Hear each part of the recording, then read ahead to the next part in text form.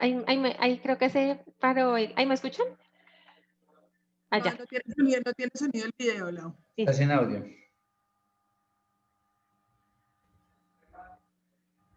¿Está sin audio?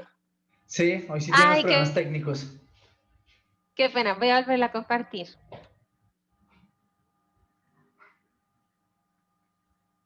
Este conjunto de normas tiene una vocación específica, que es la vocación de un constitucionalismo transformador. ¿Qué es un constitucionalismo transformador?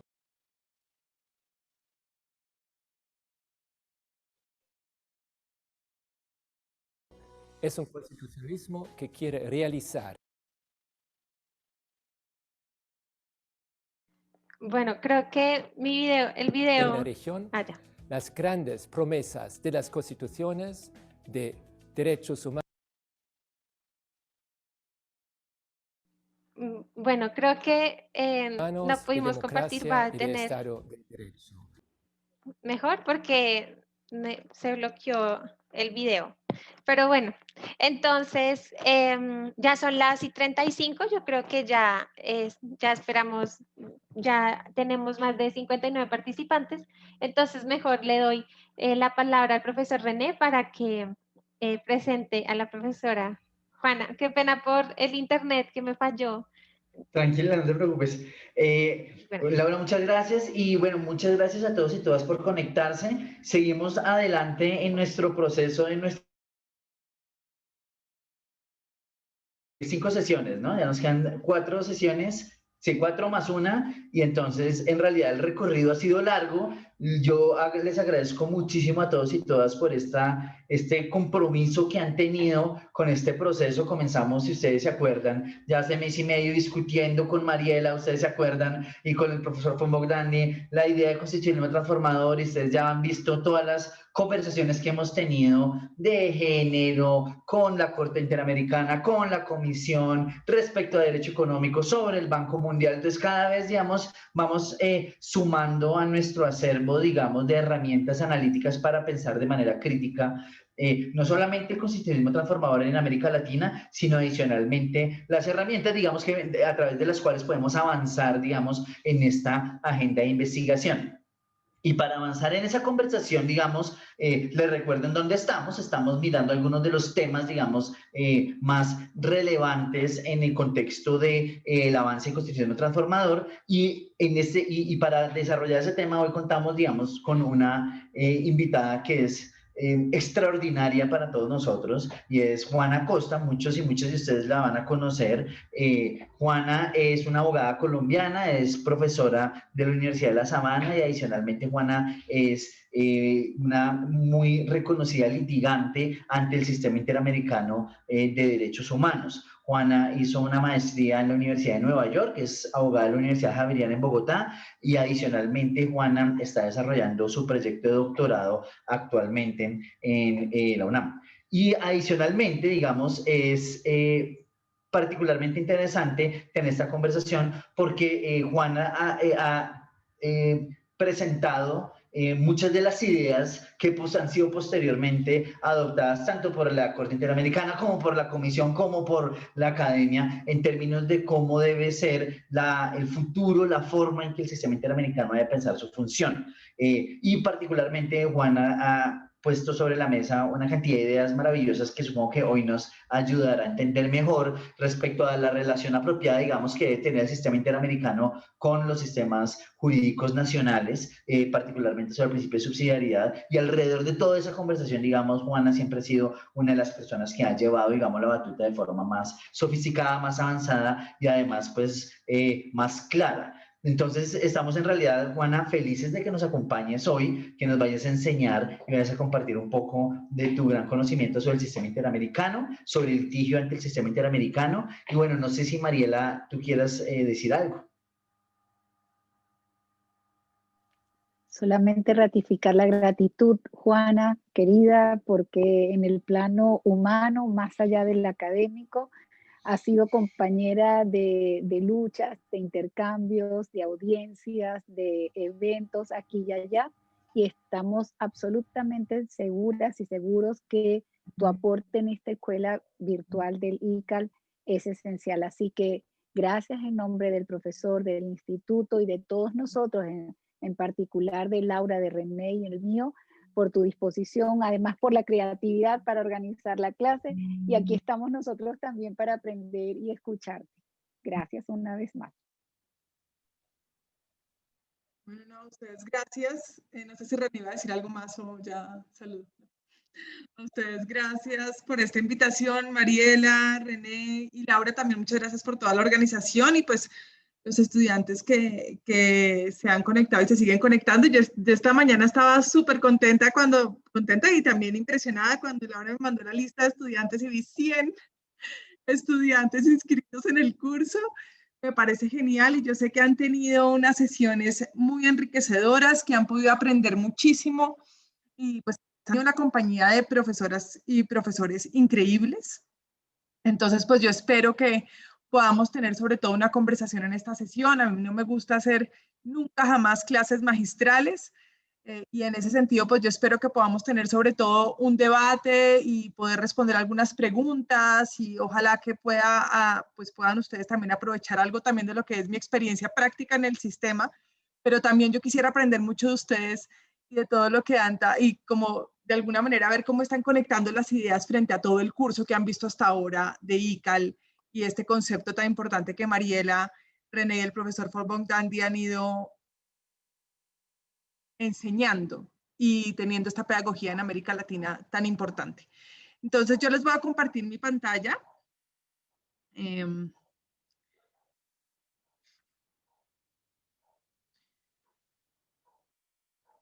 yo quisiera, ahorita le estaba preguntando a Laura si ustedes ya habían visto un poco de procedimiento ante el sistema interamericano, como yo sé que están ya acercándose a las últimas clases.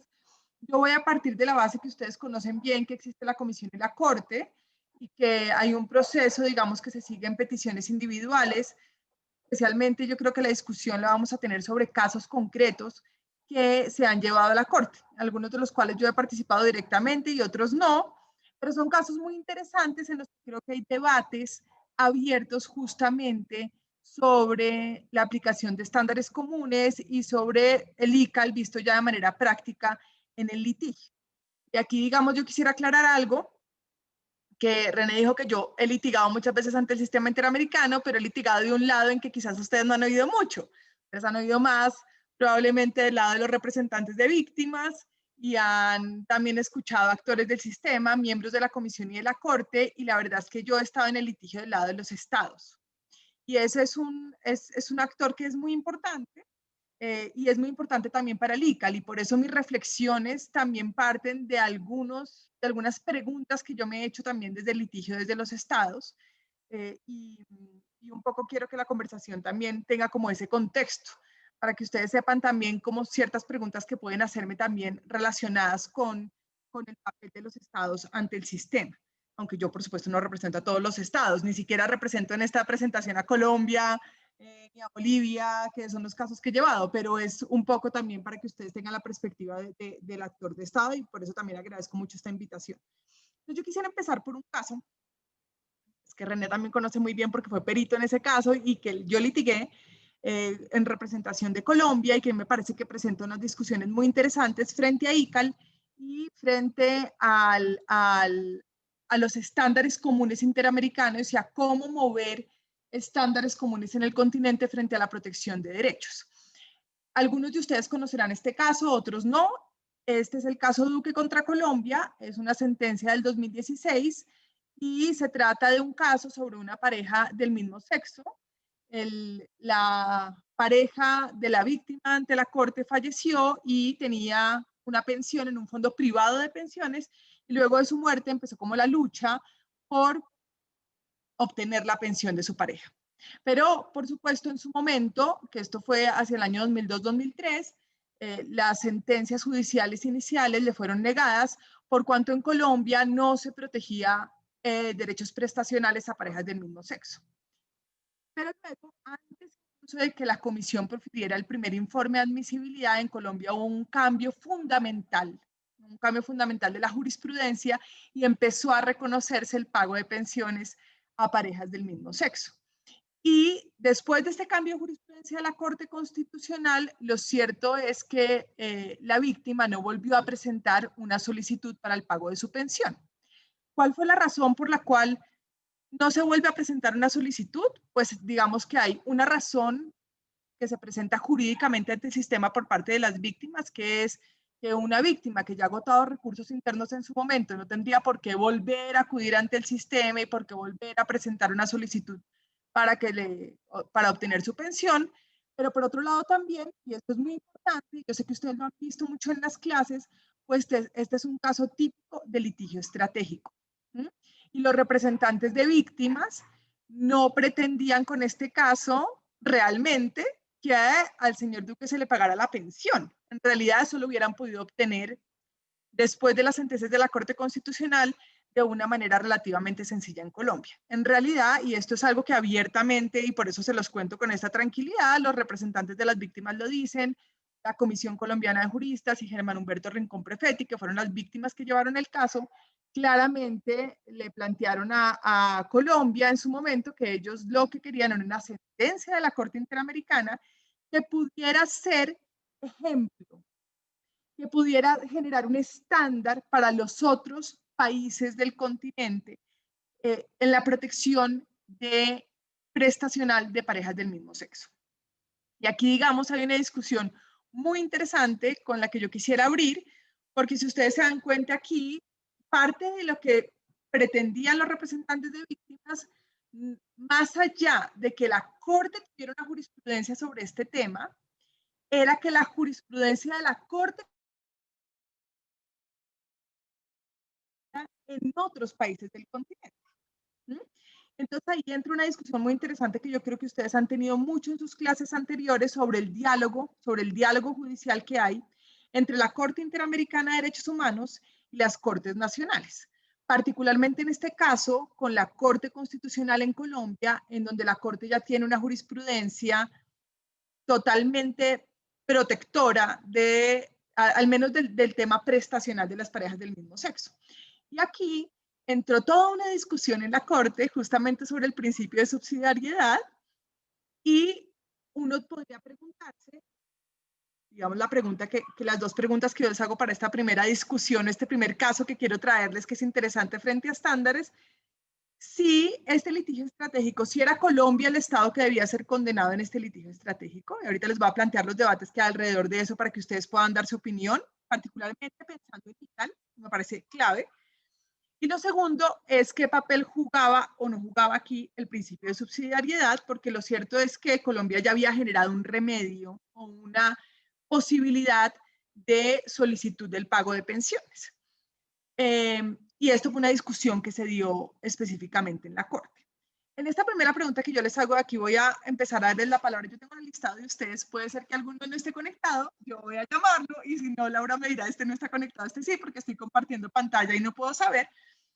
Pero yo sobre todo quisiera conocer primero su opinión antes de darles por supuesto, mi opinión sobre el tema. Pero la pregunta de si Colombia era el Estado que debía ser condenado o no en este litigio estratégico es muy interesante porque parte de lo que se discutió en el caso es paradójico que siendo Colombia el país que más ha avanzado en jurisprudencia en pago de prestaciones a parejas del mismo sexo, sea también el primer país y por ahora el único, condenado ante la Corte Interamericana por este tema, ¿sí? Por este tema que justamente pareciera que Colombia es el ejemplo. De hecho, y les pongo este elemento adicional en la discusión, la Corte en su sentencia, por primera vez en una sentencia contra Colombia, no ordenó ninguna garantía de no repetición. Recuerden que la Corte ordena reparaciones y dentro de la reparación integral, pues también ordena garantías de no repetición. ¿Con qué fin? Con el fin de que las violaciones no se vuelvan a cometer en los países. Garantías de no repetición como cambio de legislación, capacitación a la fuerza pública en ciertos casos, o creación, diseño e implementación de políticas públicas para modificación o cambios estructurales, que yo creo que ustedes lo han visto en muchas clases en la región.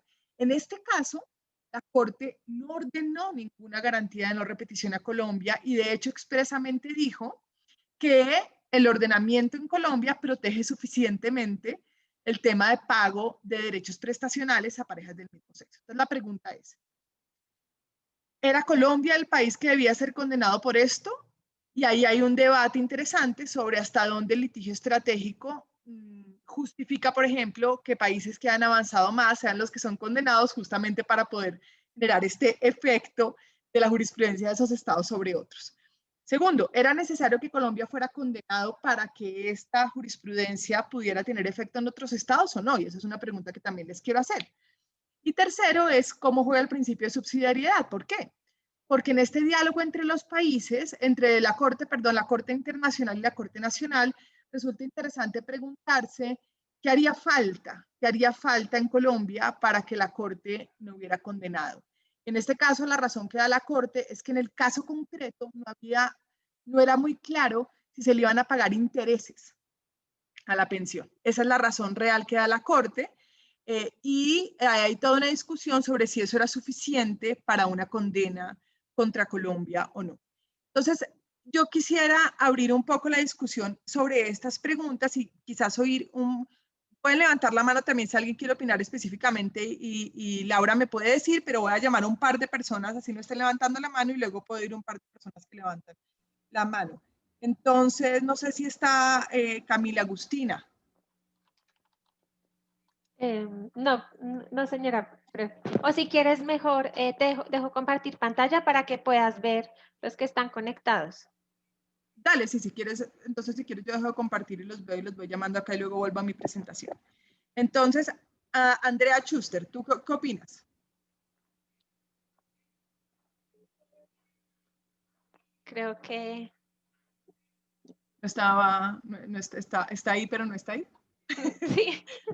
Okay. Los que tienen mejor la cámara. Bueno, acá hago un paréntesis a todos y todas, por favor, les pido que, o sea, sabemos que es una clase virtual y no estamos de manera presencial, pero es muy importante que estemos como en la discusión. Voy a repetir, acá les copié las preguntas para que estén pendientes y listo.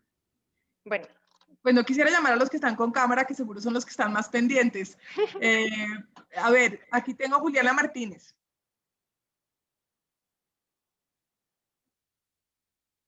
Bueno, entonces uno de los que tienen cámaras, Angélica María, que la veo acá. ¿Tú qué opinas? Hola, perdón, yo llegué un poquito tarde a la clase, alcancé a escuchar las preguntas, pero no alcancé a escuchar el caso del litigio que nos estaba planteando. Entonces, Anabel, que la vi desde el comienzo, estaba conectada.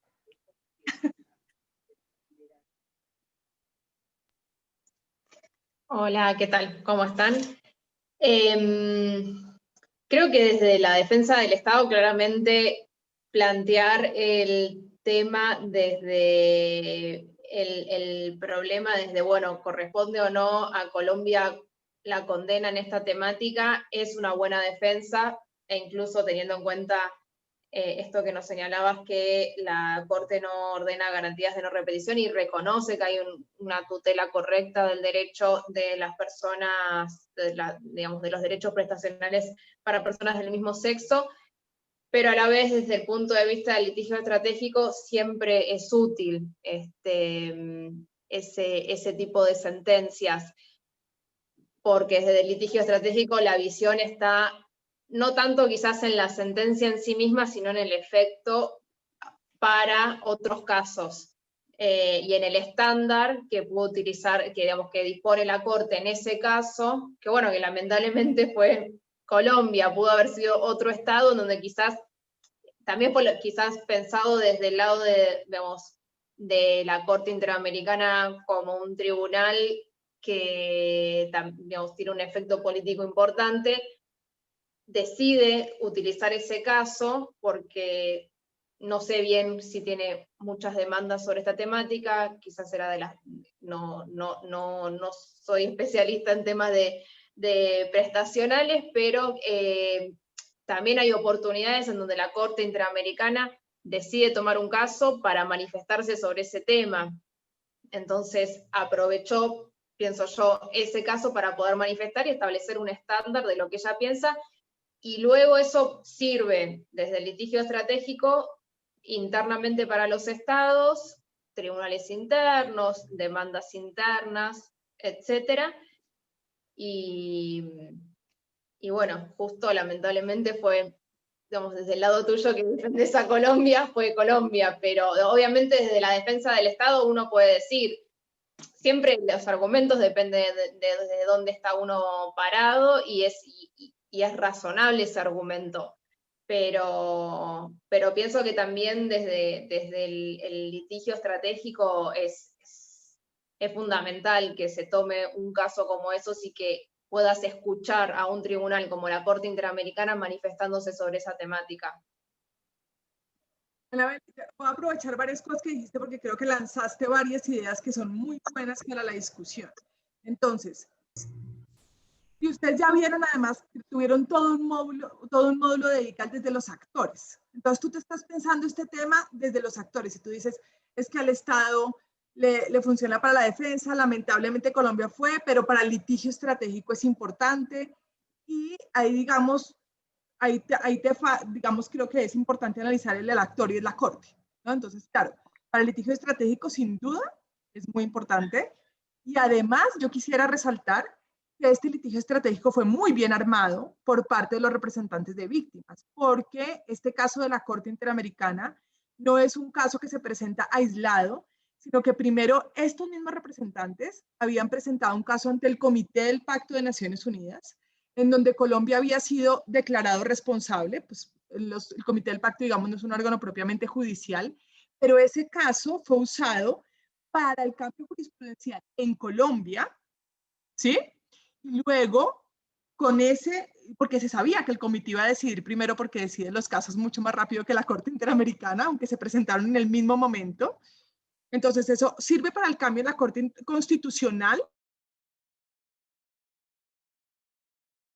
para el caso en corte, ¿sí?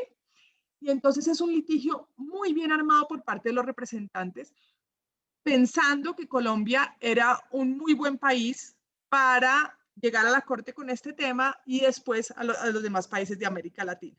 Pues desde el punto de vista del litigio estratégico, sin duda está muy bien armado el caso y le sirve mucho al litigio. Desde el punto de vista de la defensa del Estado, pues claro, Colombia tenía que defender que ya había avanzado en este tema y que pues una condena en este caso era paradójica. De hecho, hay algo perdido en el caso de lo que casi no se discute, y es que también se discutía si Colombia tenía suficientes políticas o no frente al tratamiento del VIH, y la Corte concluye que las políticas de salud en Colombia frente al VIH son también suficientes. Eso es un tema que sería muy importante también para la región, pero no tiene tanto efecto e impacto político porque Colombia no fue condenado por eso.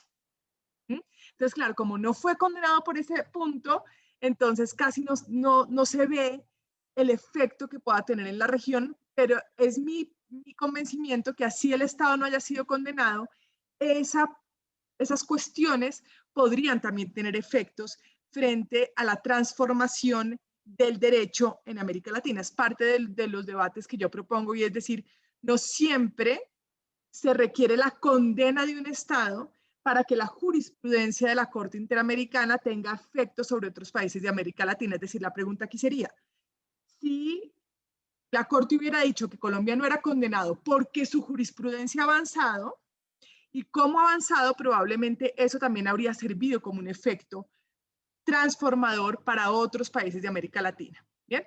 Pero lo cierto es que en la práctica, en la vida real, cuando no hay una condena, más difícil se traslada esa jurisprudencia. Y ahí hay un reto importante de revisar cómo puede la jurisprudencia trasladarse a pesar de que no haya condenas. Pero yo los invito también a pensar desde el punto de vista del rol de la Corte, porque es un rol distinto y ahí tiene que ver un poco también con las funciones que puede tener la Corte frente a este tipo de casos, y si, digamos, de alguna manera uno podría decir que es el rol de la Corte también es ese de litigio estratégico. O sea, si el rol de la Corte es pensar, este es un caso que le sirve al litigio estratégico, luego tengo una responsabilidad con el continente para condenar, para que haya un efecto, digámoslo así, por decirlo coloquialmente. Y claro, no es que la Corte lo haya pensado así. De hecho, casi que uno siempre dice que la Corte piensa, la Corte no piensa, pues la Corte no piensa. Es decir, son los jueces y están discutiendo y están tomando decisiones. Pero esto es un tema muy interesante. No vamos a hablar más sobre este caso, y también hay muchas, digamos, particularidades del caso, pero a mí me parecía que muy bonito empezar con este caso porque si uno se da cuenta, es un caso muy importante para ICAL. Porque es un caso importante para ICAL, porque sin duda es un caso pensado para estándares comunes, ¿sí? ¿Cómo hacemos para generar este estándar común para América Latina? Y en eso sirvió mucho el litigio estratégico. Pero también es un caso importante para ICAL en términos de preguntarse hasta dónde el diálogo judicial, digamos, debe ser en vía solamente de estos efectos de América Latina, pero quizás la sentencia no fue lo suficientemente generosa con un país que por sí mismo, sin necesidad de esa sentencia de la Corte, ya transformó su derecho para la protección. Entonces, cuando existe esa condena y es un efecto político difícil para el Estado, siempre una condena es difícil para el Estado, porque ustedes nunca ven en la prensa como la Corte condenó a Colombia, pero no ordenó garantías de no repetición. En Colombia vamos bien, ¿sí? Sino que la prensa es la Corte condenó a Colombia por la falta de protección a parejas del mismo sexo. Entonces ahí hay un efecto que uno sí tiene que seguir pensando sobre los incentivos y desincentivos de las Cortes Nacionales. Y sobre eso yo quisiera justamente, voy a devolverme otra vez a compartir pantalla para discutir el siguiente caso. A ver, perdón que voy a discutir primero el anterior, porque me parece que por la manera como llevamos la discusión, es mejor primero discutir este, que tiene que ver con la discusión sobre cuáles son los incentivos y desincentivos para los estados para aplicar, por ejemplo, control de convencionalidad y para avanzar dentro de los estados en la relación con la Corte. Entonces, este segundo caso que yo les traigo, si este es un caso en el que no participé, y es un caso muy interesante que algunos de ustedes conocen, es el caso de Artavia Morillo contra Costa Rica, es una sentencia del 2012. En este caso se discutía la regulación sobre fertilización in vitro en Costa Rica, y aquí la máxima corte o el máximo tribunal constitucional en Costa Rica decidió que había una inexequibilidad de la regulación de la fecundación in vitro. Y esto implicó que la Corte, y esto fue a través de una sentencia del máximo tribunal constitucional, y aquí lo interesante de la sentencia, yo no quiero discutir, digamos, el tema de fondo, que no es para esta discusión, sino más bien del diálogo judicial que hubo. Porque en este caso, el Tribunal Constitucional de Costa Rica interpretó el artículo 4 de la Convención Americana. Entonces, el Tribunal Constitucional hizo un control de convencionalidad, e interpretó el alcance del artículo 4 de la Convención para considerar que el derecho a la vida era un derecho que debía protegerse desde la concepción, y por eso podía declararse inexequible la regulación de la fecundación in vitro para la protección, digamos, de los embriones, que para Costa Rica o para su constitución se consideraba que protegía el derecho a la vida. Cuando la Corte conoce de este caso, la Corte Interamericana, la Corte nunca se había pronunciado respecto del alcance del artículo 4 de la Convención.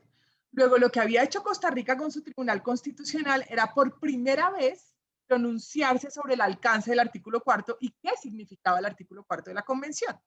Cuando la Corte recibe el caso, el mensaje que la Corte le manda a Costa Rica es: usted interpretó el artículo 4 de la Convención, pero lo interpretó mal. Porque la Corte Interamericana es el intérprete último de la Convención Americana, y por tanto mi interpretación del artículo 4 como Corte Interamericana difiere de la interpretación del Tribunal Constitucional de Costa Rica. Y desde el punto de vista de la Corte, el derecho a la vida no es absoluto, y por tanto la sentencia de Costa Rica carece de efectos jurídicos. Es decir, el control de convencionalidad que hizo Costa Rica era contrario a la convención. De alguna manera es lo que le dice la Corte. Usted debería permitir la fecundación in vitro. Aún más, en sus reparaciones, la Corte le ordena a Costa Rica que incluya en su plan de salud obligatorio la fecundación in vitro. Y aquí la discusión que yo quisiera plantearles, para a ver si ya ahorita sí voy a llamar a los que espero que todos me estén poniendo atención en este momento, para ahorita poder llamar a alguno. Entonces, y poder debatir. Entonces, aquí la discusión que yo quiero plantear tiene que ver con diálogo judicial. Olvidémonos por un momento, que me parece importante, de lo que cada uno piensa de lo que significa el artículo 4 de la Convención, ¿sí? Olvidándonos de esa discusión, uno tendría que pensar qué habría pasado si el Tribunal Constitucional de Costa Rica no hubiera hecho un control de convencionalidad. Es decir, no hubiera interpretado el artículo 4 de la Convención, sino que lo que hubiera hecho sería simplemente tomar la decisión con base en su propia Constitución. Y si uno revisa esa sentencia del Tribunal Constitucional, pues no pareciera que la decisión en sí misma no está motivada o sea arbitraria o tenga consideraciones absurdas, digamos, como para considerarla lo que en algunos países vemos como sentencia arbitraria o vía de hecho, como que uno dice es que esta sentencia en sí misma viola derechos. Sino lo cierto es que hay un desacuerdo sobre el alcance de una norma que está en la Convención. Aquí yo les planteo unas preguntas, que es, si el Estado no hubiera hecho el control de convencionalidad, desde mi punto de vista, pensando yo hipotéticamente, ¿le habría ido mejor en el caso ante la Corte? ¿Por qué? Porque en ese caso la Corte le habría quedado más difícil decir que esa sentencia era arbitraria, porque estaría interpretando su propia Constitución. Sin embargo, al hacer el control de convencionalidad y hacerlo mal, en virtud de la Corte, según lo que dice la Corte, pues ahí es que entra la Corte a declarar que esa sentencia no debería tener efectos jurídicos del máximo Tribunal Constitucional. Con algo que les cuento adicional que ha pasado en la práctica, y es que ahora hay una acción de repetición contra los jueces del Tribunal Constitucional para que ellos sean los que paguen. Que la Corte aquí estaba declarando que la responsabilidad es una responsabilidad de los jueces, Entonces, yo siempre me he preguntado si aquí los jueces podrían llegar a ser responsables de pagar esta indemnización cuando lo que hicieron fue una interpretación de la Convención que difiere de la Corte, pero difícil también una acción de repetición contra ellos. Y la otra pregunta que yo les hago es sobre el control de convencionalidad futurista. ¿A qué yo me refiero con esto? ¿A qué? Y esto lo vamos a discutir también, por ejemplo, frente al proceso de paz en Colombia. A veces es difícil saber qué es lo que va a interpretar la Corte de una norma cuando no ha hecho la primera interpretación. Es decir, cuando el Tribunal Constitucional se enfrentó al artículo 4, no tenía elementos para saber cómo iba a interpretar la Corte Interamericana el artículo 4. Luego le quedaba muy difícil saber que la Corte iba a decir que la interpretación que ellos hicieron era equivocada. La pregunta aquí muy interesante sobre la responsabilidad internacional del Estado también es si esta sentencia de los jueces generó la responsabilidad internacional del Estado por haber hecho un control de convencionalidad primigenio. Entonces, si los jueces nacionales deberían tener un control de convencionalidad que yo llamo futurista, porque cómo estos jueces iban a saber que la Corte iba a interpretar de manera distinta el artículo 4 de la Convención. Esto es al margen de que uno pueda pensar que la Corte lo interpreta bien y que el Tribunal Constitucional lo interpreta mal. Pero ahí puede haber, en mi criterio, es la pregunta que les quiero hacer, si eso genera un incentivo o un desincentivo a los estados para aplicar control de convencionalidad cuando la Corte no ha interpretado antes esa misma disposición y no se sabe cuál va a ser el alcance de esa disposición frente a la discusión. Y también tiene que ver mucho con ICAL, porque aquí es quién tiene la última palabra en materia de interpretación de la Convención. Uno diría claramente la Corte Interamericana. Es el intérprete autorizado. Pero en el diálogo judicial, eso parece muy visto de arriba hacia abajo. ¿Sí? De nuevo olvidándonos del tema del caso, pero es para ilustrar que si el diálogo es siempre lo que dice la Corte está arriba y lo que dicen las Cortes Nacionales está abajo, entonces ahí es más difícil que haya un diálogo. Ahí lo que puede haber es, usted tiene que incorporar lo que yo digo y eso puede ser problemático. Puede ser problemático también desde la visión de los estados, de los tribunales nacionales, y ya lo vamos a discutir frente a casos que no han llegado a la Corte y que podrían resultar interesantes frente a esta discusión. Entonces, frente a estas preguntas, yo quisiera preguntarles qué opinan. A ver, voy a dejar de compartir. A ver, Jessica Mendoza, ¿estás por ahí? Sí, señora, sí estoy por acá. ¿Cómo Súper. estás? Cuéntame, ¿tú de dónde estás? Yo estoy acá en Bogotá.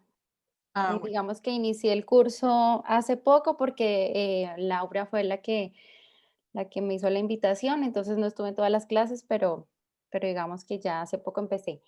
Pero bueno, la primera pregunta de los incentivos y desincentivos me parece súper complicada porque lo que tú dices respecto al diálogo jurídico es muy complicado entender.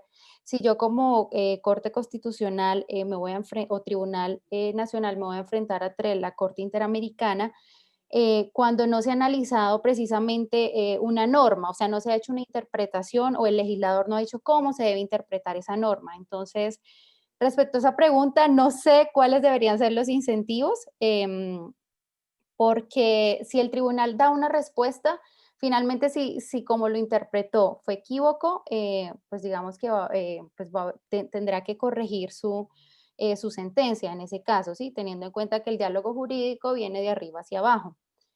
Y pues creo que ese control de convencionalidad que tú llamas futurista tiene que ser, no sé, a mí me parece que nuestros tribunales nacionales y las cortes internacionales tienen que empezar a unificar conceptos precisamente porque se genera es como un vacío jurídico que da lugar a malas interpretaciones, entonces malos precedentes que van a impactar y que van a servir de contraargumento muchas veces de muchos estados en contra de la Corte Internacional. Esa sería mi respuesta frente a eso. Me gusta lo que dice Jessica, que dices ahorita al final, y es, esto no habría pasado si tuviéramos una interpretación más unificada desde antes, ¿no? Y eso es parte justamente de los incentivos del ICAL, es decir, si ya tenemos unos estándares comunes previos, pues quizás no habríamos tenido este problema de contradicción entre la jurisprudencia nacional y la internacional, aunque aquí también entra otra pregunta grande y es hasta dónde, y ahorita lo vamos a discutir sobre los contextos, hasta dónde esos estándares comunes deben ser comunes en absolutamente todos los temas y hasta dónde los estados también tienen algún tipo de margen frente a ciertas cuestiones contextuales. Pero es muy cierto que si ya existiera, si ya hubiera una interpretación más unificada sobre este tema, probablemente el Tribunal Constitucional de Costa Rica pues no habría tenido que agarrarse de esos estándares o justificar otros. ¿Alguien quisiera participar en este debate sin que yo le dé la palabra, que levante la mano? Una tercia, ¿sí se dice así? Sí, está perfecto. Gracias. De verdad que es un placer oírla. Yo no estoy hablando mucho porque tengo errores en español, por tanto estoy más ouvindo en las otras clases, pero hoy es una clase especialmente que me interesa porque hago doctorado en Brasil con Flávia Pilvezan, por tanto es mucho en esta área. Por tanto, gustaría de hacer un contributo sobre sus provocaciones. Me parece que sobre la primera provocación, los incentivos y desincentivos para que los estados hagan lo controle de convencionalidad, de verdad que es obligatorio. Al final, todo juiz de Latinoamérica es un juiz también interamericano y lo contrario también, ¿no? ¿Sí? Pero lo que me gustaría de resaltar que me ha ocurrido durante su fala es que creo que en estos casos, el país que va a interpretar algo que nunca ha sido interpretado pelo sistema interamericano, por la Corte Interamericana, puede se aprovechar de esta vacancia, ¿sabe? De este vacío.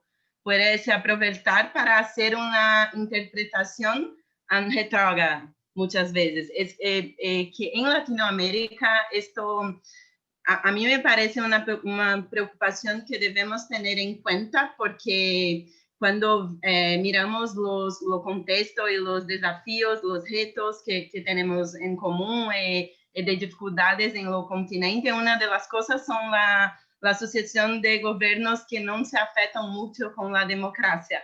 Por tanto, creo que puede generar un vacío que puede ser aprovechado por los jueces que por veces están más próximos del Ejecutivo de lo que deberían, de acuerdo con la separación de poderes y todo.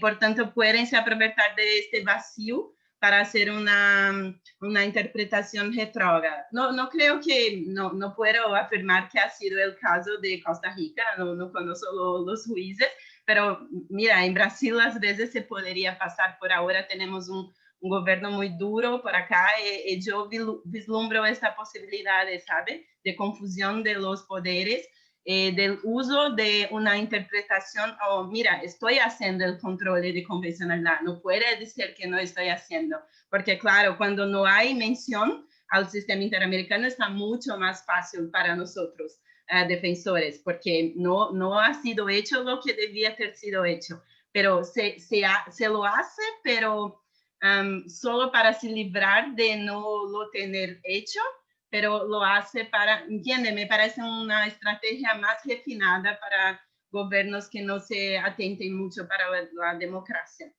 La segunda cuestión me parece súper difícil, de verdad que sí, pero creo que al final alguien en derecho siempre tiene que tener la primera y la última palabra, por tanto, que sea del sistema interamericano, ¿sabe? Porque si estamos estudiando todo, si tenemos este sistema con expertos para nos proteger, que lo sea, ¿no? Pero es claro que los sistemas tienen sus problemas. La paridad de género, por ejemplo, dentro de la Corte, ¿no? De la Comisión, pero de la Corte es un problema hoy en la Corte. Por tanto, claro que el sistema tiene sus problemas, pero al final que pueda hacer una orquestación más homogénea del continente. Disculpa por los horrores, no sé si me he hecho clara, pero es esto. Claro que sí, y muy interesante. Quisiera rescatar respuestas, pero eso es clave. Pero a mí me parece, ¿me están oyendo bien ahí? ¿Sí? Me parece muy importante rescatar algo que dices sobre los peligros de que haya control de convencionalidad estratégico, de alguna manera. Es algo que dices que es importante, que los jueces nacionales empezaron a decir o a justificar ciertas decisiones contrarias a los derechos humanos utilizando la figura del control de convencionalidad, como estamos haciendo control de convencionalidad y entonces tomamos decisiones que son contrarias a los derechos. Yo creo que eso es importante advertirlo. No creo que sea el caso de Artavia Murillo en mi criterio, pero es muy importante estudiar caso a caso efectivamente que la manera como se utiliza el control de convencionalidad no sea una manera justamente contraria a la protección de derechos. Yo creo que eso es muy válido, especialmente cuando no hay separación de poderes, cuando hay cooptación del poder ejecutivo sobre el poder judicial, y yo creo que eso es bien importante. Y sin duda también está el tema de la última palabra, o sea, ¿quién tiene la última palabra? Y pareciera que en la interpretación de la convención debería tenerlo la Corte. Ahorita yo voy a plantear un caso en el que puede problematizar más eso, pero creo que una primera respuesta uno podría decir, sí, la Corte debería ser la que tiene la última palabra, finalmente es el intérprete autorizado de la convención, y así lo permitieron los estados al ratificar la convención. O sea, son los mismos estados los que le dieron esa autoridad a la Corte. Pamela, yo sé que querías intervenir. Sí, y profesora Juana, también tengo acá Marcelo Mena tiene la mano levantada aquí en participantes. Sí. Entonces Pamela y después Marcelo. Sí, gracias Juana, Laura, buenas tardes Mariela y con todos. Yo la verdad no me voy a tardar mucho.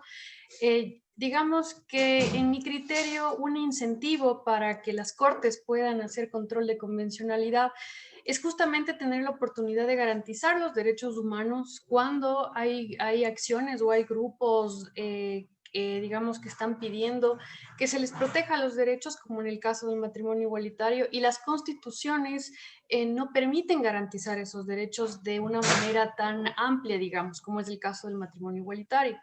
Pero un desincentivo, digamos, para hacer control de convencionalidad contrario a esto es justamente que se rompen los pactos sociales, porque así como se propone o se promueve la protección de derechos de ciertos grupos, Habrán otros que, digamos, no acojan la decisión tomada por aplicación de control de convencionalidad porque se interpreta que el texto constitucional llegó a ciertos acuerdos que no estuvieron previstos por la aplicación del control de convencionalidad, como es el caso del matrimonio igualitario. Y ahí hay una confrontación, digamos, que ya en la realidad social aparece, porque unas personas o unos grupos van a acoger la decisión porque se trata de la protección de los derechos humanos y otros grupos, en cambio, no, porque no se apega al texto fiel constitucional o se contrapone incluso con la ideología o la cultura que defiende o que concretó un Estado en el texto constitucional. Eso nada más, o sea, un incentivo a proteger derechos y un desincentivo que esa protección no haya sido prevista social o culturalmente, o sea, tan amplia que genere una resistencia en el ámbito social. Eso, nada más, esa era que les quería compartir. Gracias por permitirme participar. Gracias, Pamela, muy importante. Ahora, yo quisiera ponerte presente que cuando yo hablo de desincentivos, también me refiero a, por ejemplo, en el caso de Costa Rica, si efectivamente los tribunales nacionales ven que hacen control de convencionalidad, pero la Corte Interamericana se lo rechaza, entonces la pregunta es si eso a futuro hace que los tribunales dejen de aplicar control de convencionalidad, ¿sí? No por el caso de Artavia Murillo, sino es para plantear la discusión de un tribunal constitucional que no emite una sentencia que sea arbitraria, pero que es contraria a lo que después va a decir la Corte. Probablemente los jueces nacionales digan, de pronto no me convenía tanto aplicar control de convencionalidad en este caso, ¿sí? Pero esa discusión justamente es muy interesante ahí. Marcelo, que también tenía la mano levantada. Sí, ¿cómo están? Buenas tardes, Marcelo Mena de Ecuador. Y un poco ejemplificar lo que decía Pamela de forma precisa. En Ecuador, la Corte Constitucional de Ecuador utilizó una opinión consultiva de la Comisión Interamericana para aceptar el matrimonio igualitario, ¿no? Entonces, claro, depende de la intención hermenéutica que tuvo la Corte Institucional de garantizar el derecho de las personas del mismo sexo a contraer matrimonio. Entonces, ahí utiliza una parte de los instrumentos de la Convención Interamericana, ¿no? Entonces, me parece un ejemplo preciso ese de la Corte Constitucional Ecuatoriana, ¿no? De su intención hermenéutica de utilizar todas esas herramientas que le da la Corte Interamericana. Eso, gracias. Me parece súper lo que está diciendo Marcelo, porque eso me permite conectar con el siguiente caso que yo quería discutir. Tranquilos que al final vamos a hacer unas conclusiones generales y no van a ver que no todo está desconectado. Todo al final va a tener sentido y conexión. Sin embargo, eso que acaba de decir Marcelo me permite discutir otro caso, que es muy interesante, que es el caso de masacres del Mozote contra El Salvador. Porque justamente este que es un caso tremendo en términos de hechos, ¿no? En un país que vivió un conflicto armado y que firmó un acuerdo de paz y se expidió una ley de amnistía frente a unos hechos de unas masacres muy fuertes en el caso del Mozote, pero el caso es que aquí se dio una amnistía general y amplia, incondicional, de alguna manera para olvidar, o sea, para generar realmente impunidad en los crímenes. Y aquí lo interesante es que aquí la Corte Nacional de El Salvador, utilizó la jurisprudencia de la Corte Interamericana justamente para poder derogar esas amnistías, lo cual también, por ejemplo, ocurrió en otros casos del continente al utilizar la jurisprudencia de la Corte Interamericana. Aquí, en esta sentencia del masacre del Mozote, la Corte le dice a El Salvador que su ley de amnistía es contraria a la convención, porque es contraria al acceso a la justicia, porque es una amnistía incondicional y porque no va a permitir la investigación de graves violaciones a los derechos humanos. Y aquí lo interesante es que en El Salvador esta amnistía se dio en un contexto complejo, porque antes se había expedido una ley de amnistía que sí respetaba los límites del derecho internacional. Pero luego, por unos cambios políticos, se dio esta nueva ley de amnistía era contraria al derecho internacional, incluso contraria al propio acuerdo de paz, contraria al propio acuerdo de paz que se había pactado en El Salvador con el FMLN. Y en ese sentido, después de emitida la sentencia de la Corte Interamericana, la Corte Suprema de Justicia en el 2016, la Sala Constitucional, anula esta ley de amnistía general, y para anularla, su principal justificación es justamente la sentencia de la Corte Interamericana. O sea, aplica un control de convencionalidad específico para El Salvador para tumbar su ley de amnistía. Y este caso a mí me parece que es súper interesante porque justamente muestra, para mí es un caso muy bueno de diálogo judicial, en el sentido de que la Corte Interamericana decreta que esta amnistía es contraria a la Convención, y luego la Corte Suprema aplica ese control de convencionalidad de la Corte Interamericana y anula la ley también internamente. O sea, de alguna manera, en cumplimiento de la sentencia de la Corte. Pero esta discusión siguió, y entonces en El Salvador empezaron a discutir, listo, esta ley de amnistía no la aprobamos, pero vamos a generar otros mecanismos de justicia transicional. Por ejemplo, selección y priorización de casos, que es un mecanismo que, por ejemplo, estamos utilizando en Colombia en el Acuerdo de Paz. Y a través de medidas provisionales, la Corte ha suspendido trámites legislativos frente a herramientas de selección y priorización en El Salvador. Entonces, aquí yo quisiera plantearles varias cosas frente a esto, porque aquí, claro, mi tema, además de René dijo que yo litigo en el sistema, pero mi otra personalidad jurídica es la justicia transicional, porque yo participé pues directamente en los acuerdos de paz en Colombia, y pues soy una defensora del proceso de paz, y tengo que manifestar que a mí me preocupa el futuro, me preocupa cualquier pronunciamiento de la Corte Interamericana frente al proceso de paz en Colombia. Pero traje el caso de las masacres del Mozote porque es interesante que en ese caso esta ley era contraria al acuerdo de paz. O sea, esta ley del han pactado. Entonces creo que esta sentencia de la Corte fue muy útil para El Salvador, porque de alguna manera rescató a El Salvador de una decisión política equivocada que iba en contra del acuerdo y que iba a generar impunidad y que iba a generar violaciones a los derechos de las víctimas. Luego tenía mucha lógica en términos también de ICAL, incluso frente a las amnistías, que la Corte hubiera dicho, mire, este es el estándar y este es un estándar que nosotros hemos dicho en muchas sentencias. No puede haber amnistías por graves violaciones a derechos humanos. La Corte lo contextualiza para conflictos armados y dice, en conflictos armados no puede haber amnistías frente a crímenes internacionales. Ustedes están concediendo una amnistía incondicional frente a crímenes internacionales, por tanto, su ley es contraria a la Convención. Como yo sé que ustedes no han visto proceso ante el sistema, y me parece importante poner de presente algo. Fíjense ustedes el poder de alguna manera del derecho de las sentencias de la Corte. Si las sentencias de la Corte le dicen a un Estado, su constitución es contraria a la Convención, que ya lo han dicho, entonces usted tiene que modificar su constitución.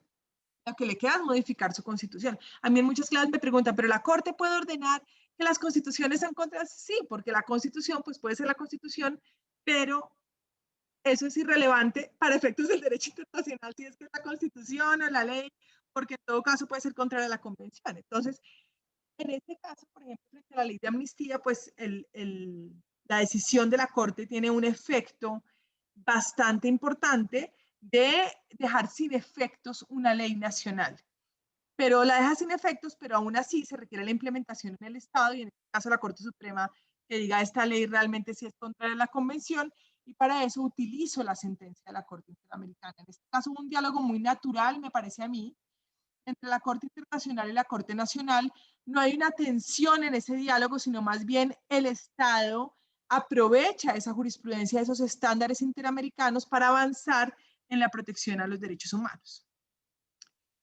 Y estos son distintos casos que yo les he traído acá porque muestran como distintas dimensiones de las discusiones que puede haber frente a la creación de estándares interamericanos, pero también muestran los retos que tiene esta conversación que tiene el sistema interamericano con los estados nacionalmente.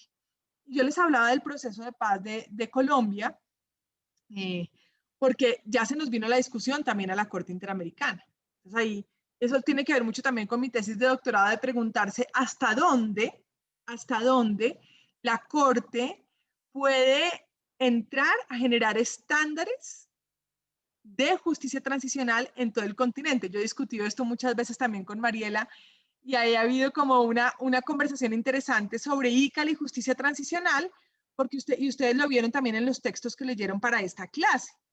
Y es un punto también muy importante del ICAL, y es el contexto. O sea, el contexto no es irrelevante. El contexto no es irrelevante. Y aquí yo quisiera poner el énfasis sobre por ejemplo, sobre el proceso de paz en Colombia, pero también quizás sobre Artavia Murillo, quizás sobre otros casos, porque el balance entre lo universal y lo particular sigue siendo difícil. O sea, hay unos temas en los que es más obvio y más claro, y hay unos en los que no es tan obvio y no es tan claro, y uno debería seguir estas discusiones para saber en dónde hay construcción de estándares comunes universales, ¿sí? Y en dónde hay particularidades del contexto que ameritan tratamientos diferenciados frente a ciertos temas. ¿Sí? Saber cuáles son los temas de los que debe haber estándares comunes universales y cuáles no, es uno de los grandísimos retos que hay en el continente. Es uno de los grandísimos retos. A mí me gusta mucho el de justicia transicional porque ha sido muy difícil determinar hasta dónde hay un estándar universal que debe ser aplicable a cualquier contexto y hasta dónde hay particularidades. Entonces aquí les pongo el ejemplo del caso de Colombia, que era el cuarto caso que les traía, en contraste con El Salvador. El Salvador en su acuerdo de paz dice que no habrá amnistías por crímenes internacionales y luego aprueba una amnistía por crímenes internacionales. Uno dice, evidentemente hay una violación a la convención. Pero también porque ellos mismos acordaron que no iba a ser así.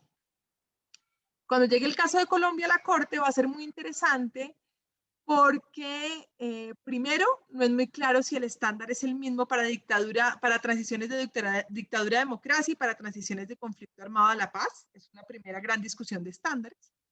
Y lo segundo está relacionado con hasta dónde la Corte puede entrar a detallar las reglas. Y aquí yo también, digamos, he sido crítica, ahí sí lo digo yo, de algunas decisiones de la Corte, en las que la Corte ha entrado ya muy detalladamente a ordenarle a los estados cómo diseñar sus políticas públicas frente a ciertos temas, o cómo investigar, o cómo hacer ciertas cuestiones. Y aquí mi preocupación, y eso yo también lo quiero poner para la discusión ahora, tiene que ver, uno, con legitimidad, o sea, que los estados, frente a órdenes muy específicas de ciertos temas, pues se puedan sentir que ya no tienen ningún margen, ¿sí? Frente a cuestiones que no necesariamente es razonable que haya una intervención. Pero también, digamos, hay una discusión real sobre lo contextual. Y es, no todos los países son iguales, hay contextos, hay situaciones políticas, hay situaciones culturales, hay situaciones económicas que hacen que los estados de Latinoamérica se diferencien. Eso es algo muy rico y muy bonito también de América Latina, que no todos los países son iguales, ¿sí? Que no todos tienen los mismos contextos, que los conflictos en cada lugar fueron muy distintos, que hay acuerdos, que hay negociaciones políticas. Hablo en temas de justicia transicional, por ejemplo. Entonces, ese debate sobre hasta dónde ir hacia un lado y hacia el otro es muy interesante. Entonces, yo quisiera ponerles algunos ejemplos en donde la Corte, por ejemplo, le está ordenando a los jueces nacionales que investiguen un delito con una denominación particular. Entonces, la Corte, por ejemplo, en una resolución de cumplimiento de sentencia del caso Barrios Altos contra Perú, le dice a los jueces nacionales que sus juicios están equivocados porque no están condenando por crimen de lesa humanidad, sino que están condenando por homicidio agravado, por ejemplo. Yo ante eso me pregunto si hasta allá va la Corte. O sea, si la Corte le puede decir a un juez nacional cómo debe calificar conductas penales, por ejemplo. O la Corte diciéndole a los fiscales en México que deben aplicar cierta metodología específica de investigación. O a Colombia, que debe designar un fiscal único y exclusivo para investigar una masacre, que fue lo que pasó con el caso de la masacre de Mapiripán. Que es, luego la Corte tuvo que cambiar de opinión la verdad sea dicha, porque en un país como Colombia, con 9 millones de víctimas, con un conflicto armado y con los fiscales cada uno en su despacho reventado de expedientes, pedirle al Estado que designe un fiscal exclusivo para investigar un solo caso de lo que ocurrió en el conflicto armado, pareciera que no es el papel de la Corte llegar hasta allá, ¿sí?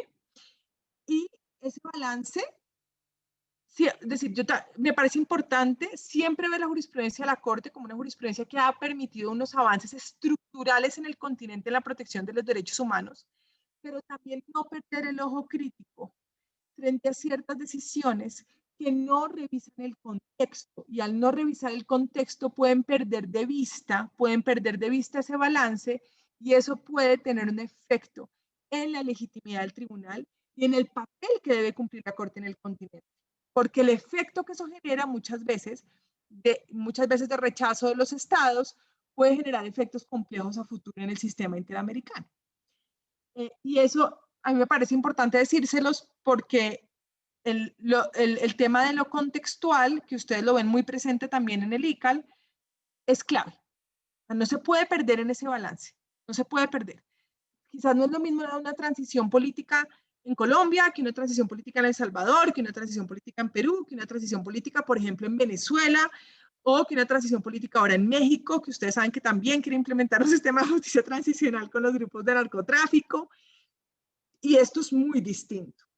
Y si la Corte dice, estas son las reglas, y estas son las reglas específicas para todas estas transiciones, probablemente, por ejemplo, no puede haber negociación política en ciertos contextos. Para Colombia fue difícil la negociación con las FARC por la jurisprudencia del sistema interamericano, porque no se sabía muy bien cuáles eran los estándares y qué era lo que decía y hasta dónde se podía ir en la negociación. Y lo que estaba en juego, pues era la negociación de la paz. Lo mismo puede pasar en Venezuela, lo mismo puede pasar en México. Y ahí, digamos, yo creo que es importante esa discusión sobre el balance entre lo contextual y lo universal. Y yo quisiera darles la palabra un poco para que me cuenten ustedes cómo ven también sobre la importancia de los estándares, sobre la importancia del contexto, o ejemplos que ustedes hayan visto en los que ustedes crean que efectivamente lo contextual puede llegar a primar sobre esos estándares o puede llegar más bien a especificarse en ciertos contextos. Les pongo un último ejemplo solo para cerrar aquí. En el caso Pueblo, también pasa en materia de reparaciones. En el caso Pueblo Bello contra Colombia, la Corte ordenó la construcción de un monumento en un pueblo que ni siquiera tiene escuela. Y cuando ustedes van a visitar el pueblo, Pueblo Bello es un pueblo muy, muy grande, y para la comunidad de Pueblo Bello, ya las víctimas no habitan en el corregimiento. Fue muy fuerte, digamos, pensarse en que se iba a construir un monumento que era muy costoso, costaba, digamos, $250,000, y que en vez de eso, ¿por qué no se reconstruía, por ejemplo, la escuela? Entonces, claro, entramos en toda la discusión con la Corte y las víctimas tenían razón en decir, no, la reparación es esta y la escuela usted la debe construir independientemente de la sentencia de la Corte. Claro, estamos de acuerdo en eso. Pero hubiera podido hacerse, por ejemplo, una escuela monumento. Pero si uno va a la escuela y uno está allá, uno dice, Dios mío, voy a utilizar $500,000, $250,000 con los que podría reconstruir esto, que no los está invirtiendo el Estado, es cierto, pero voy a incluirles en este municipio tan pobre, sin puesto de salud, un super monumento caro en la mitad del pueblo, que fue lo que realmente al final ocurrió.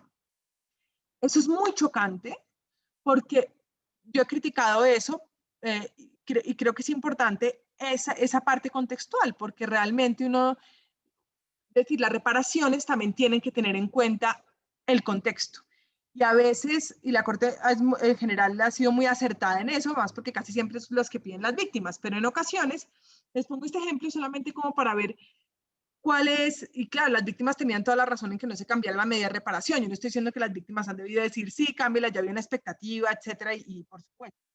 Y a veces se ha logrado en acuerdo entre las partes modificar medidas de reparación que parecen completamente descontextualizadas. Por ejemplo, la publicación de sentencias en diarios nacionales que nadie se lee. Yo no sé si ustedes alguna vez las han leído o las han visto, estas separatas en los periódicos, cuestan un montón de dinero y son complejas, entonces cambiar por documentales, cambiar porque se entiende un poco más la sentencia de la Corte. Entonces, hay que pensar también en esos contextos en balance con lo universal. Yo quisiera, no sé si alguien tiene levantada la mano para participar, si no les doy. Profesora Juana, no está levantada la mano, pero Martina en el chat escribió que quiere participar, entonces le doy la palabra a Martina. Martina. Hola, Jora, gracias por esta visión crítica. Siempre está bueno ver el otro lado, ¿no? Me parece interesante el último ejemplo que pones sobre el monumento y cómo contextualizando un poco de lo macro a lo micro, ¿no? ¿Dónde está, cuáles son las realidades sociales, económicas, etcétera, de este lugar? ¿Cuáles son las necesidades con relación a las reparaciones en un caso concreto?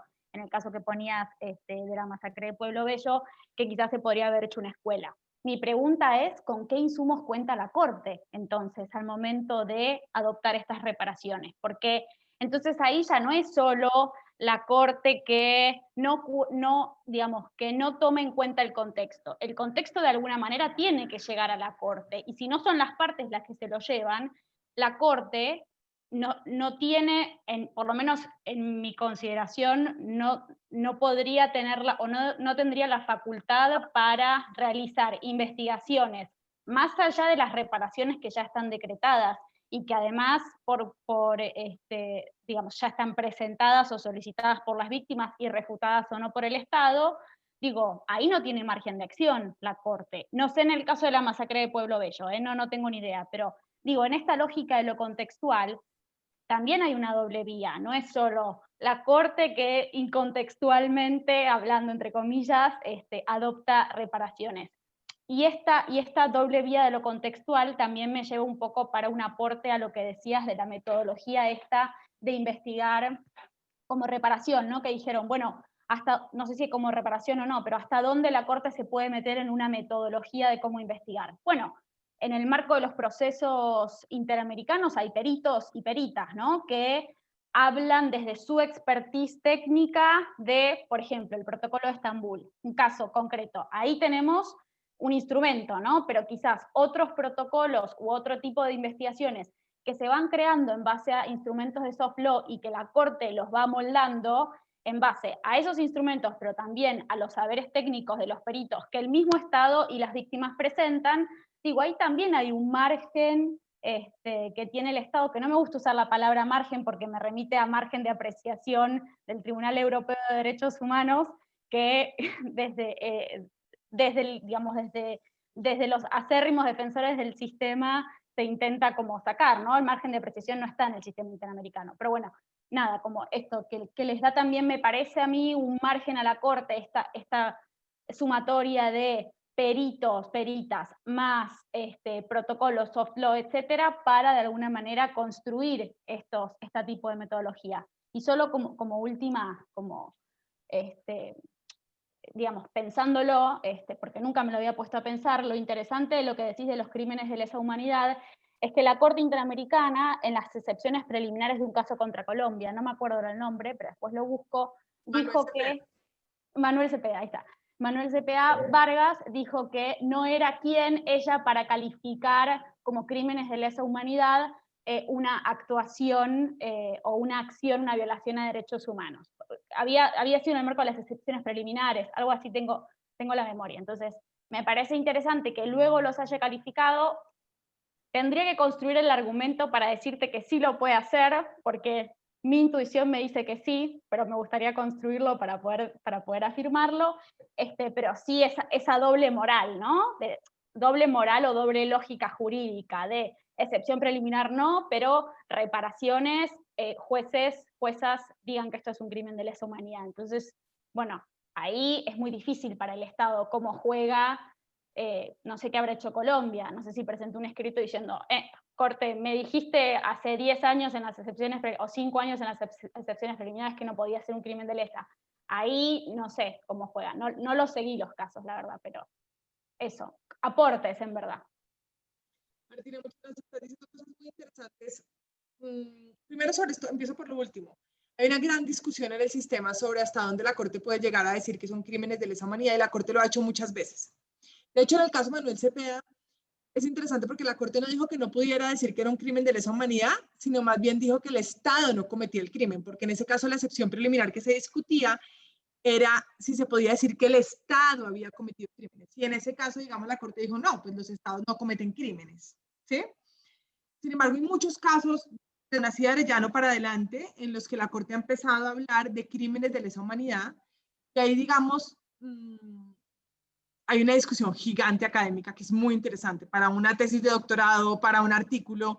Hay varios escritos ya, Oscar Parra ha escrito sobre esto, por ejemplo, de manera muy, muy completa, y hay muchas sentencias que puedes explorar si les interesa ese tema, porque en realidad sí hay, y eso tiene que ver mucho con ICAL, porque es la Corte diciendo hay crímenes que son crímenes internacionales y por tanto tienen que ser investigados.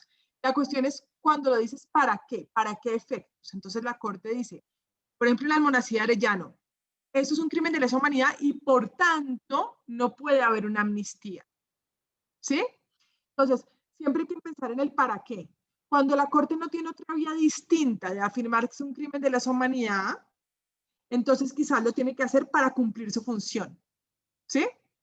La pregunta es cuando no es esencial para la función que está cumpliendo la Corte en el caso concreto, ¿qué tanto le puede decir a los jueces que recalifiquen conductas?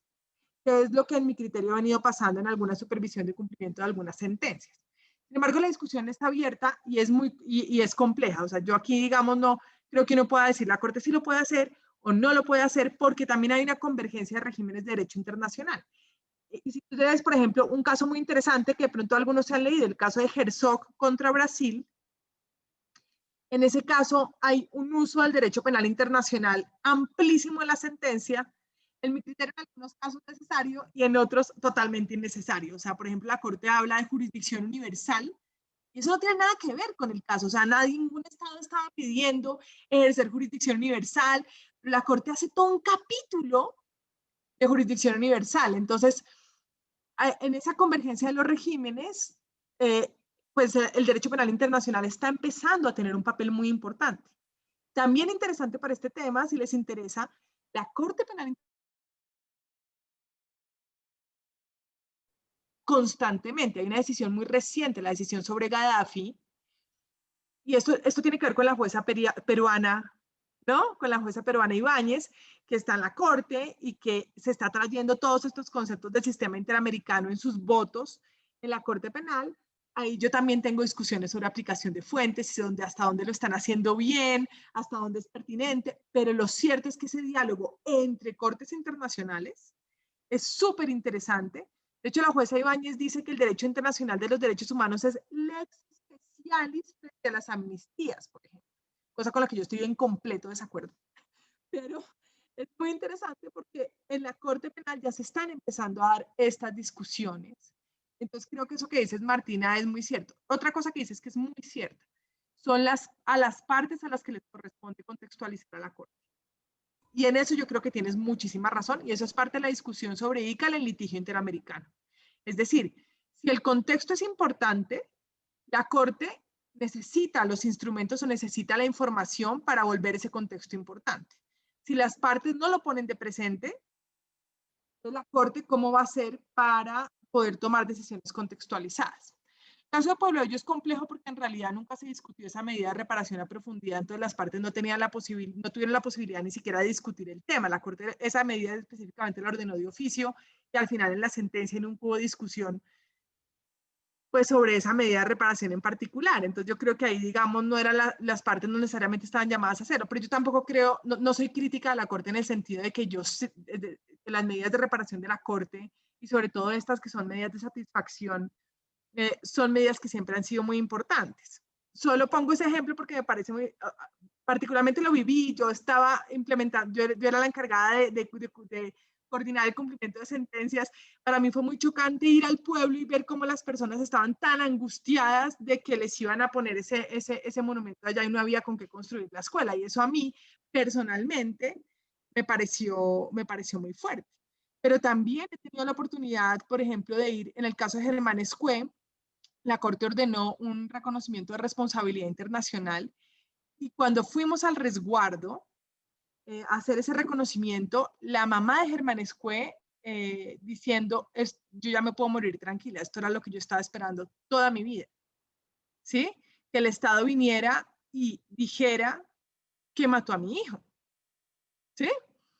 Y eso realmente fue es la visión práctica también de ver cómo una medida de reparación de la Corte afecta tan profundamente o repara tan profundamente a una víctima de derechos humanos. De hecho, en el caso Pueblo Bello, el reconocimiento de responsabilidad en este caso lo hizo el presidente de la República, que en su momento era el ministro de Defensa, Juan Manuel Santos, luego presidente de la República, ahora expresidente de la República. Y en ese caso también las víctimas, porque fue muy concertado el tema de las medidas de reparación, se sintieron muy satisfechas con el reconocimiento de responsabilidad. Ahora que hablas del caso Manuel Cepeda, por ejemplo, que es un caso durísimo, ese caso también fui agente yo de Colombia. En ese caso el Estado reconoció responsabilidad y Manuel Cepeda, Iván Cepeda, que era es el hijo de Manuel Cepeda, hace poco en un foro públicamente dijo que para él había sido muy importante ese acto público de reconocimiento de responsabilidad, que él se había sentido reparado con ese reconocimiento de responsabilidad. Eso fue hace como unas 3 semanas, yo sinceramente casi lloro ese día, porque yo decía esto, realmente es importante, o sea, el sistema tiene efectos reparadores y fíjense que no solo en el litigio, sino que cuando se dan las medidas de reparación hay toda una conversación que se abre para cómo cumplir esas medidas y eso también permite muchas discusiones contextualizadas en muchos casos, que si hay un buen diálogo entre el Estado y las víctimas, se logran muy buenas cosas. Si hay una ruptura en el diálogo, es un litigio peor que el primer litigio. Eso también es cierto. Pero cuando hay un buen diálogo, se logra el efecto reparador que estaba esperando la Corte en muchas de esas medidas. Y yo creo que ahí es donde uno realmente vive en la vida real como la importancia del sistema internacional, no solo para solucionar problemas estructurales, eso es súper importante, sino también para cambiar vidas en particular. Y por eso yo siempre insisto, y yo con esto quisiera también porque sé que nos quedan 10 minutos, siempre he insistido en muchos escenarios que la defensa de los estados tiene que pensarse en esta lógica, y es una lógica en la que el proceso ante la Corte tiene que ser un proceso restaurador y no un proceso revictimizador. Y la manera como un estado lleve a cabo un proceso ante el sistema puede generar estos dos tipos de efectos. Aquí hay un texto que yo escribí justamente que se llama redefiniendo los conceptos de ganar y perder ante el sistema interamericano. La defensa ante los estados no es una cuestión de gané o perdí el caso, ese no es el objetivo, ese no es un objetivo ante el sistema, no es como un litigio privado o como un litigio, digamos, en los que patrimonial, el que el Estado está tratando de ahorrarse unos pesos. Y por eso es que también esta crítica es que los abogados ante el sistema son siempre muy malos porque los estados siempre pierden.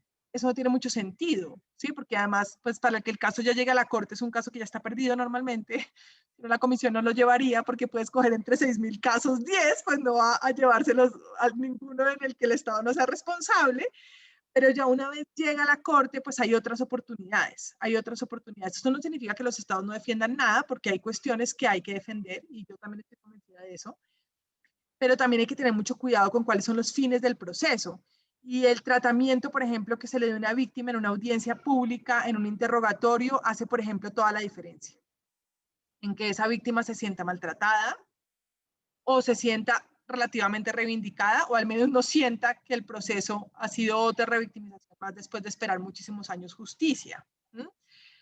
Y lo mismo, un Estado que no es, que también intenta que la Corte encuentre la verdad o reconoce responsabilidad. Eso es bien importante y es difícil que los estados reconozcan. O sea, estas discusiones, a veces de pronto yo discuto también con algunos representantes de las víctimas que creen que eso es sencillo, ¿no? Como, sí, vamos a reconocer responsabilidad. No, eso es un litigio todavía más difícil en el interior de las entidades del Estado, porque hay un montón de factores que juegan ahí, incluidos responsabilidades disciplinarias, patrimoniales, discusiones políticas, discusiones entre entidades, discusiones entre autoridades, pero, por ejemplo, reconocimientos de responsabilidad en la Corte generan que el proceso sea restaurador, que se discutan algunas cosas y se reconozcan otras. Que las pruebas se aporten con lealtad procesal, que no haya un ocultamiento de pruebas, que no haya una intención, digamos, como de el proceso no avance, o un montón de cuestiones que son de lealtad procesal, pero además también que la defensa sea de Estado y no de gobierno. ¿Mm? Y esto tiene que ver mucho con ICAL. Con esto yo también concluiría, porque cuando las defensas son de Estado y no son de gobierno, entonces cuando se piensan las políticas de derechos humanos desde el Estado, finalmente son las tres ramas del poder público las que están comprometiendo la responsabilidad y no es el Ejecutivo.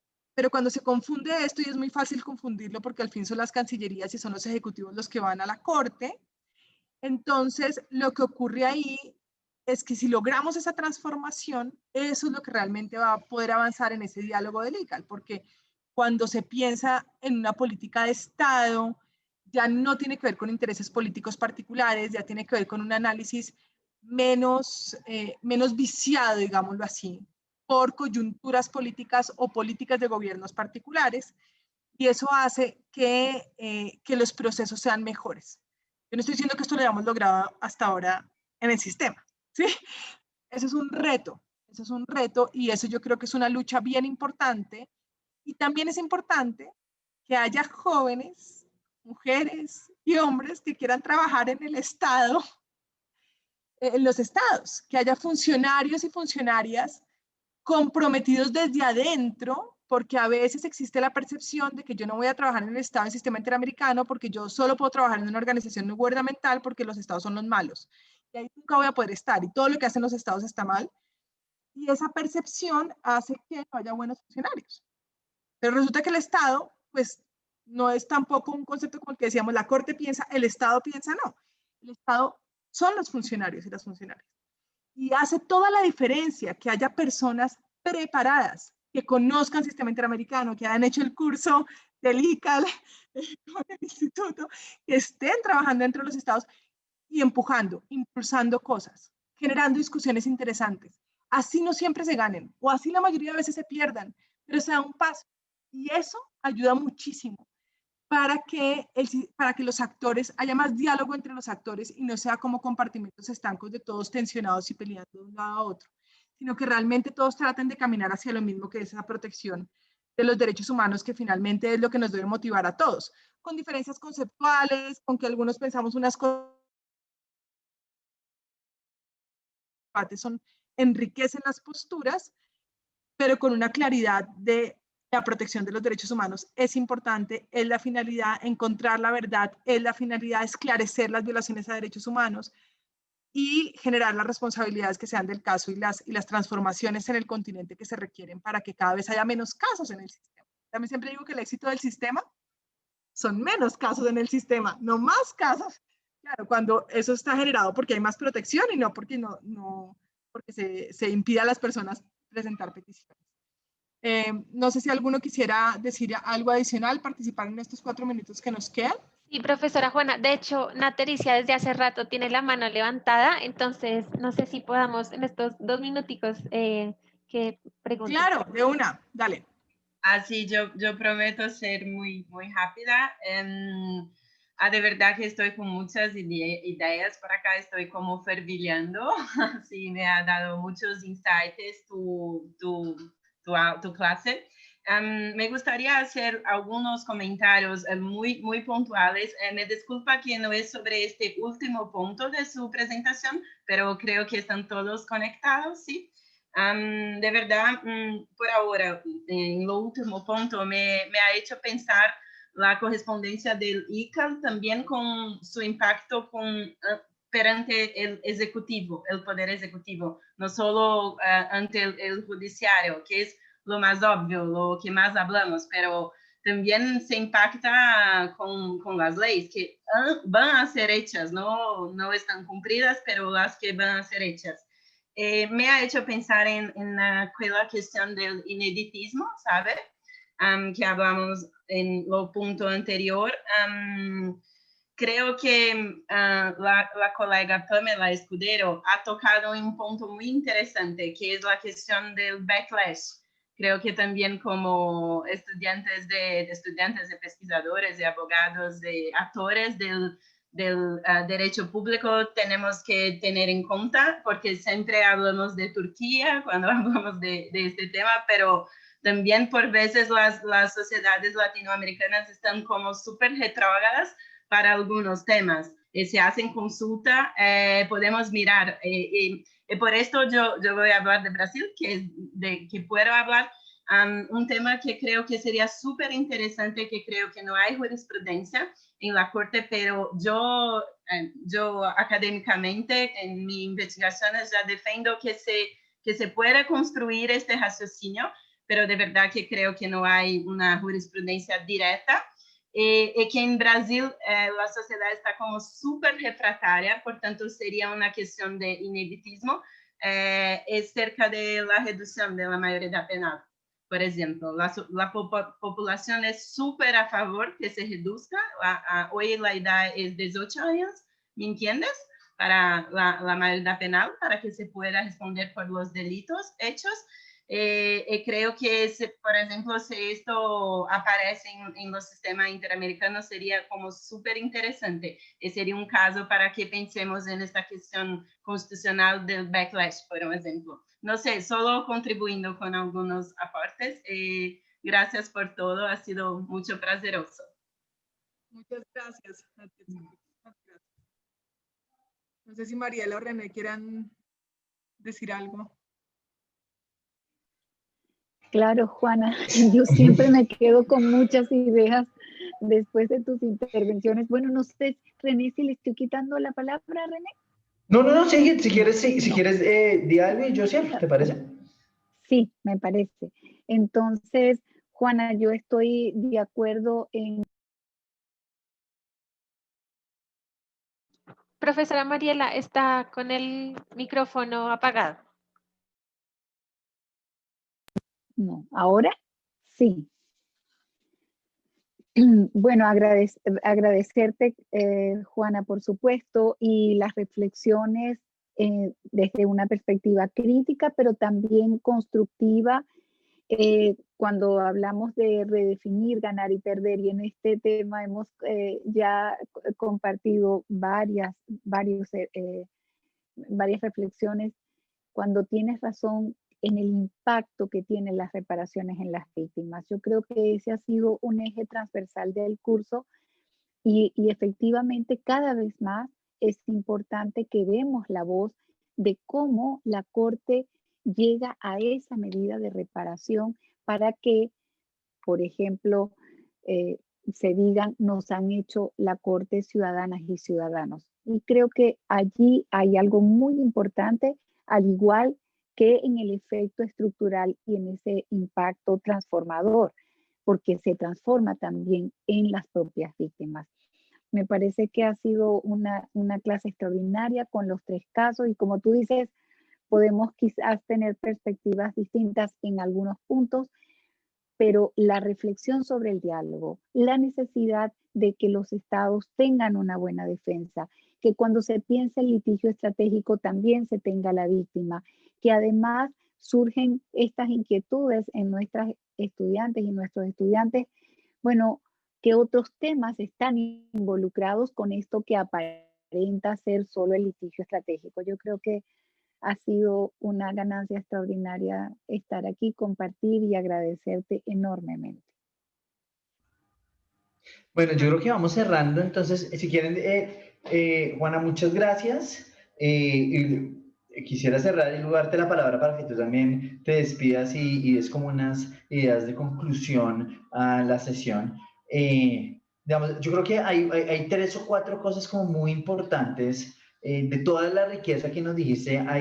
Digamos, yo quiero resaltar cómo gran parte de la conversación que tú planteaste gira alrededor de las culturas organizacionales, digamos, de cómo las diferentes instituciones generan ciertas culturas. Tú fuiste muy enfática que la Corte no, digamos, que la Corte no es la Corte, sino son los jueces, que el Estado no es el Estado, sino son los funcionarios, y que por lo tanto, digamos, de esa forma es tan importante el proceso educativo, etcétera. Y eso, digamos, es clave entenderlo en el sentido que nosotros estamos en un proceso, digamos, de abrir el Estado, abrir las instituciones, entender cuáles son los procesos organizacionales, cuáles son las culturas que generan cumplimiento o incumplimiento en nuestros estados. Y yo creo que ese énfasis que tú haces es muy valioso porque al final de cuentas, digamos, eso también va a revelar que digamos que los estándares internacionales son solamente el comienzo de una conversación más larga que tiene mucho que ver con la cultura de los respectivos estados. Y ahí, en realidad, los estados, a pesar de que obviamente en nuestros estados, como funcionarios hay gente muy valiosa, también no podemos negar que la estructura de incentivos al interior de nuestros estados no es particularmente proclive a la protección de los derechos humanos. Y esa es una de las tensiones organizacionales, digamos, que hay premios estructurales, hay incentivos estructurales para los funcionarios en el sentido de o no darle prioridad a la defensa de los derechos humanos o esconder activamente violaciones de derechos humanos. Entonces, en toda América Latina ese es el problema. Y entonces yo creo que el énfasis precisamente es que no es suficiente con que tener una norma, hay que cambiar las culturas, digamos, de las organizaciones. Eso es fundamental. Yo creo que eso es absolutamente de clave. Yo creo que eso va a ser muy importante. Eso de una parte. De otra parte también, como también el litigio es solamente el principio. Y eso es una cosa que nos hemos hecho mucho énfasis acá, como en realidad cuando tú tienes la sentencia, solamente comienza un proceso de conversación muchísimo más amplio en el cual también a su vez la corte se acomoda, las víctimas se acomodan o las víctimas no se acomodan o la corte no se acomoda. Y ese proceso también está enmarcado en una cultura. Digamos, organizacional, en la cultura de los derechos humanos, y eso es lo que nosotros llamamos la comunidad de práctica. Esa es la idea, esa es precisamente la idea de la comunidad de práctica, que es una conversación que también venimos teniendo alrededor del caso. Y finalmente también yo quiero resaltar cómo también la idea, digamos, de que el Estado es, en realidad, el primer defensor de los derechos humanos. O sea, ese es, digamos, en últimas, todo el sistema está montado a través de, si nosotros en realidad como región vamos a creer que la defensa de los derechos humanos en la región depende del sistema interamericano de los derechos humanos, es una estrategia que no va a resultar, digamos, simplemente por números, por recursos. La realidad es que en nuestra estrategia a largo plazo tiene que ser que el primer protector de los derechos humanos en nuestros países tiene que ser el Estado. Y eso, digamos, eso es una aplicación del principio jurídico de subsidiariedad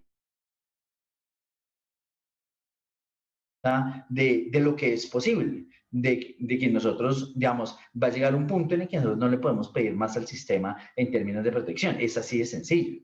Y por lo tanto, entonces, nosotros tenemos que abrir entonces al frente del Estado, y eso implica también que como parte estratégica nosotros no podemos ver al Estado siempre como el enemigo. Porque, digamos, no solamente en términos de organizaciones, en términos de cultura, sino simplemente en términos pragmáticos, que si no, en realidad estamos hablando de la protección de los derechos humanos, el Estado tiene que ser el protector de los derechos humanos. Yo creo que todos estamos hablando de eso. Yo creo que esos son 3 puntos como muy valiosos en el sentido que nos permiten como pensar las cosas que estamos discutiendo de una manera diferente, y también que contrasta con lo que hemos escuchado de otros expositores. Muchos de los estudiantes precisamente están escribiendo eso en el chat, como muchas gracias, me llena de ideas, qué idea crítica tan maravillosa, y yo creo que eso también es parte de la riqueza, que nos ayudas, digamos, con tu muy interesante, muy clara exposición. Entonces, Juana, muchas gracias, y no sé si tú quieras decir algo brevemente para cerrar y despedirte de los estudiantes, y yo les recuerdo que tenemos clase el viernes, que va a ser en la tarde, lo mismo, pero les recuerdo que todos queremos en estar la acá. mañana, en la mañana. Perdón, en la mañana. Listo, entonces estamos bien. Juana, cuando quieras. Gracias, René, muchas gracias. No, como siempre tienes una capacidad muy buena para meter las ideas en los conceptos claves.